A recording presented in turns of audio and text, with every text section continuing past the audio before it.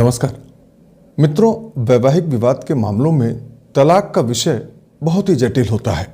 मुस्लिम समुदाय में तलाक के नियमों की यदि बात करें तो अब वर्ष 2019 के बाद से इसमें भारी बदलाव आ चुका है। पहले एक मुस्लिम पति अपनी पत्नी को बड़ी ही आसानी से तलाक दे सकता था, लेकिन अब ऐसा संभव नहीं है। अब यदि शौहर अपनी बेगम को 3 तलाक बोलकर या लिख कर देता है तो उसे मुस्लिम महिला विवाह पर अधिकारों का संरक्षण अधिनियम 2019 की धारा 4 के तहत 3 वर्ष जेल की सजा व जुर्माने की सजा भी हो सकती है तथा ये कानून ऐसे 3 बार बोलकर दिए गए तलाक को शून्य और अवैध भी घोषित करता है। साथ ही साथ ऐसी मुस्लिम महिला को बच्चों की कस्टडी और पति से भरण पोषण पाने का अधिकार भी इस कानून में दिया गया है। लेकिन वहीं दूसरी ओर इस कानून का दुरुपयोग भी कहीं कहीं देखने को मिल रहा है। इसमें पत्नी 2 गवाहों की मदद से अपने पति पर 3 तलाक देने का झूठा आरोप भी लगा रही हैं, जिससे मुस्लिम पति को पुलिस एफआईआर का सामना करना पड़ रहा है। ऐसे झूठे मामलों से बचने के लिए मुस्लिम शौहर को कुछ कानूनी उपाय पहले से ही तैयार रखना चाहिए, नहीं तो बेवजह पुलिस केस में फंसकर परेशान होना पड़ सकता है। इससे बचने के कई कानूनी तरीके हैं, जिनके बारे में आप अपने नज़दीक के किसी एडवोकेट से मिलकर जानकारी ले सकते हैं। जहां एक ओर पत्नी द्वारा इस कानून का दुरुपयोग देखने को मिल रहा है, वहीं दूसरी ओर अब सजा के डर से उनके शौहर 3 तलाक तो नहीं देते, लेकिन उन्होंने इससे बचने का रास्ता भी निकाल लिया है। अब वे एक तरफा तलाक के दूसरे रास्ते अपना रहे हैं या फिर अपनी बीवी को यूं ही बेसहारा छोड़ दे रहे हैं। मुस्लिम पति अब बीवी को खुला यानी महिला की पहल पर दिए जाने वाले तलाक के लिए भी मजबूर कर रहे हैं और तलाक़े हसन का भी धड़ल्ले से इस्तेमाल हो रहा है। मुंबई की नाजनीन के मामले से इसे आसानी से समझा जा सकता है। नाजनीन की शादी तय हो गई थी। उन्हें लग रहा था कि मानो उनके सारे सपने सच हो गए हों। उनका होने वाला पति नासिक का जाना माना कारोबारी था। ससुराल वालों ने साफ कहा कि उन्हें दहेज में कुछ नहीं चाहिए। नाजनीन के लिए यह राहत की बात थी, क्योंकि उनके परिवार की माली हालत ज़्यादा अच्छी नहीं थी। निकाह के बाद कुछ दिनों तक तो सब कुछ ठीक ठाक चला, लेकिन फिर नाजनीन की मुश्किलें बढ़ने लगी।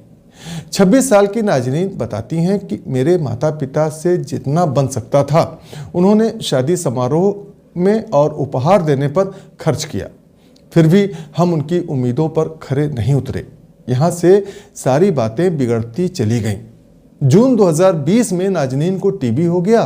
ससुराल वालों ने नाजनीन के माता पिता को फ़ोन करके कहा कि वे अपनी बेटी को ले जाकर उसका इलाज कराएं। नाजनीन कहती हैं कि उन्हें डर था कि मेरे चलते उन लोगों को टीबी हो जाएगी। मेरे पति ने भी इसका विरोध नहीं किया तो मैं इलाज के लिए मायके चली गई। यह आखिरी दफ़ा था जब पति पत्नी एक साथ थे।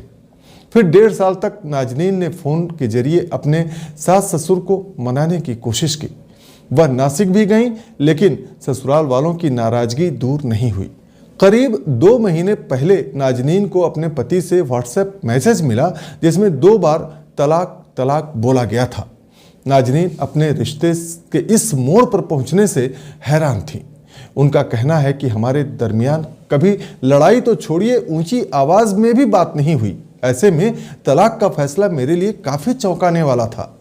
पति का दावा है कि उसने नाजनीन को तलाक़े हसन प्रक्रिया के तहत तलाक दिया है। इसके मुताबिक 3 महीने की अवधि में तलाक दिया जा सकता है। वहीं नाजनीन का कहना है कि इस मामले में सही प्रक्रिया का पालन नहीं हुआ। उन्होंने सुप्रीम कोर्ट में एक जनहित याचिका दायर कर इस्लाम में एक तरफा तलाक के सभी रूपों पर प्रतिबंध लगाने की मांग भी की है। यह समस्या कितनी बड़ी है, इसका पता Shaheen women's resource and welfare association की ओर से हैदराबाद में किए गए एक हालिया सर्वे से भी चलता है। यह सर्वे पहली दफ़ा 2019 में करीब 600 परिवारों पर किया गया। इनमें 4 महिलाएं ऐसी थीं जिन्हें उनके पतियों ने छोड़ दिया था। इस वर्ष किए गए सर्वे में 800 परिवार थे और इनमें से 236 परिवारों में ऐसी महिलाएं थीं जिनके शौहर उनसे नाता तोड़ चुके थे। तो इस तरह हम देखते हैं कि मुस्लिम समुदाय में चूंकि तलाक के कई तरीके होते हैं, इसलिए समस्याएं भी अधिक होती हैं। वर्ष 2019 के कानून से इसमें निसंदेह बहुत हद तक अब सुधार हो रहा है। तो मित्रों, ये थी मुस्लिम तलाक के संबंध में संक्षिप्त जानकारी। आगे ऐसी ही कानून की बातें जानने के लिए इस YouTube चैनल को सब्सक्राइब कर लें और इस वीडियो को लाइक व शेयर करना ना भूलें। धन्यवाद।